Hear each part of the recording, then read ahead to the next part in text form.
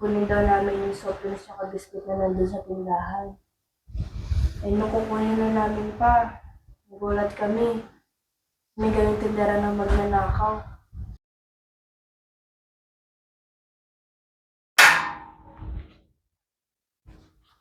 Oh, pasok na kayo rito. Oh, ano na nangyari? Ayun. Buti na lang, may mga nakakita sa kanila doon na hindi talaga sila masasamang bata. May mga nakakilala sa kanila. Yeah, upo nga muna kayo. Upo muna kayong dalawa. Okay, doon. Nangyari sa inyo. Ano ba nangyari? Ba't napunta kayo sa ganung sitwasyon bilang dalawa? Eh, pa, pagtapos kasi namin maglaro, inutusan kami ng isa naming barkada. Yung lagi nagbibigay sa amin ng pera tsaka pagkain. Sabi niya, kunin daw namin yung soft drinks tsaka biscuit na nandun sa tindahan. Eh, nung kukunin na namin pa, nagulat kami. May gawing tindera ng magnanakaw. Nagulat na lang nga po kami, Tito Map. Nabigla lang po sila nagtakbuhan, pati nagtatawanan po. Nagtripan kayo ng mga barkada nyo.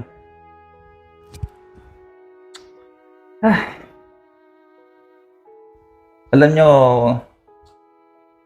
kahit ganyan nangyari sa inyo ngayon, magandang aral yan. Tandaan nyo itong sasabihin ko sa inyong dalawa magpinsan ha. Sa nangyari na niya ngayon sa inyo, may 3 klase kayo ng tao na wag nyong kakalimutan. Makinig kayo ha. Unang-una, kung sino yung dahilan kung bakit kayo napahamak. Pangalawa, sino yung mga tinalikuran kayo nung napahamak kayo. At yung pangatlo, sino yung tumulong sa inyo nung napahamak kayo. Alam nyo kasi, hindi ko kayo masisi, syempre. Dahil binibigyan nga kayo ng pagkain, binibigyan kayo ng pera, nagiging mabait sa inyo.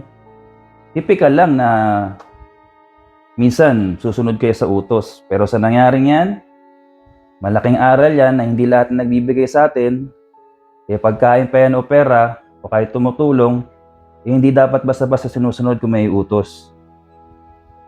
Ugaliin nyo muna magtanong. Tulad nun, kinakuha pero hindi nyo tinanong kung bayad o hindi. Kasi nga, nagtitiwala kayo at di nyo naman alam na gagawin sa inyo yan ngayon. Pero nangyari na. Wala namang problema makisama. Pero dapat meron pa rin kayong prinsipyo. Hindi porket tumatanggap kayo, tinutulungan kayo, pwede na nila kayong paikutin sa kamay nila at pagtripan lang kung kailan nila gusto. Pag alam nyo mali, huwag nyo na susundin. Walang kwentang sumbatan na lang nila kayo kasi mapahamak kayo dahil sa pakikisama nyo. Huwag na huwag nyong ibebenta yung prinsipyo nyo sa pakikisama nyo. Dahil hindi lahat ng tumutulong sa atin malinis ang hangarin. Tulad yan nangyari sa inyo. So sa 3 sinabi ko, sa tingin nyo, sino-sino yung mga taong yun na 3 klase na sinabi ko sa inyo ngayon? Ikaw, Amanda. Yung unang tao po, dahil bakit po kami napahamak. Yun po yung lagi nagbibigay sa amin ng pera at saka pagkain. Tama. O ikaw, Sander. Yung pangalawa po, Tito Map, sila po yung barkada po namin nagtakbuhan at nagtawanan lang po. Pangalawa. Pangatlo. Yung pangatlo po, yung mga taong tinulungan po kami na mapahamak po kami. Kayo po yung mama. Oo nga po, Tito Map, mula ngayon, di ko na po makakalimutan yung 3 klaseng tao na yun. Tama. Lalo ka na, Sander. Siyempre, mama mo nasa ibang bansa. Biniling ka sa amin dito. Siyempre, bilang tito mo, cargo kita kung ano mangyari sa'yo. Lalo, ganyan yung sitwasyon ng nanay mo ngayon sa ibang bansa. Di makauwi dahil sa nangyayaring gaya. Kaya, susunod ka rin kung ano minsan yung pinapayo namin sa'yo. Tsaka huwag kang mahiyang magtanong kung tama ba o mali yung gagawin mo. Maraming salamat po, Tito Map. Mas nararamdaman ko po na mahal niyo po ako kaysa po sa tatay ko.